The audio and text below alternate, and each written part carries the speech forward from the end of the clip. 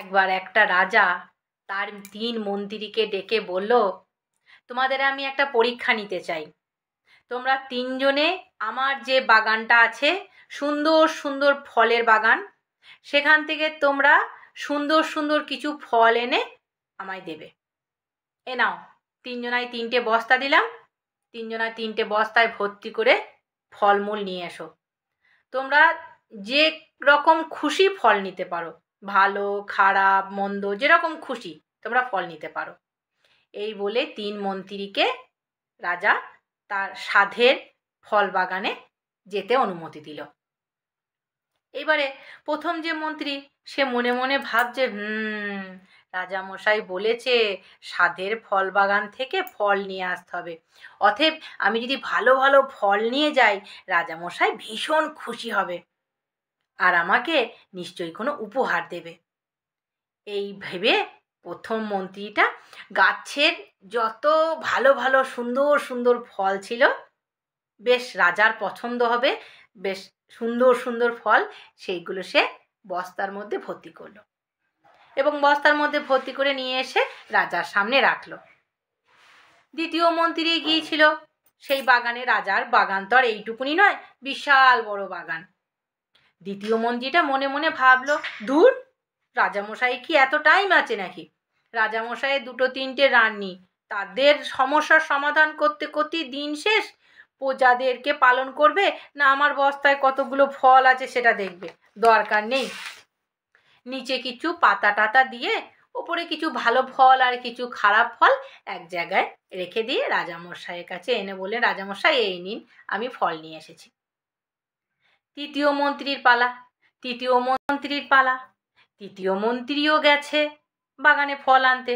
তৃতীয় মন্ত্রী ভাবলো, প্রথম মন্ত্রীর ফলগুলো দেখবে না দ্বিতীয় মন্ত্রীর ফলগুলো দেখবে না আমার ফলগুলো দেখবে? রাজামশাই পূজা পালন করতে গিয়ে, রানীমাদের সমস্যার সমাধান করতে গিয়ে সময়ই পায় না। দূর, এসব আবার দেখবে নাকি?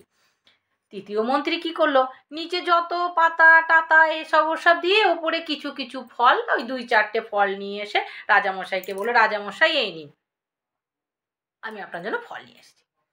এবার রাজামশাই পাহারাদারদের ডাকলেন, বললে, এই প্রথম মন্ত্রী, দ্বিতীয় মন্ত্রী, তৃতীয় মন্ত্রী, এদের আলাদা আলাদা কক্ষে রেখে দেবে।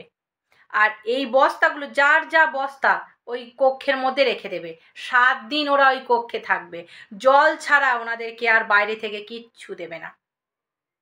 যেমন কর্ম তেমনি ফল। প্রথম যে মন্ত্রী, সে তো রাজাকে দেওয়ার জন্য ভালো ভালো সুন্দর সুন্দর ফলগুলো নিয়েছিল। সেই 7 দিন সেই ফলই সে খেলো।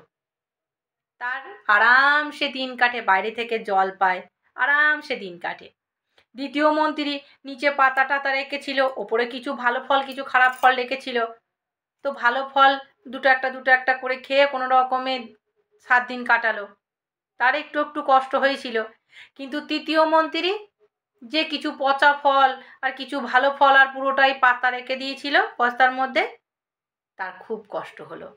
সে মনে মনে ভাবলো, ইস, আমি যদি ভালো ভালো কিছু ফল এই বস্তার মধ্যে ভরতে পারতাম তো 7 দিন ধরে আমি খেতে পারতাম।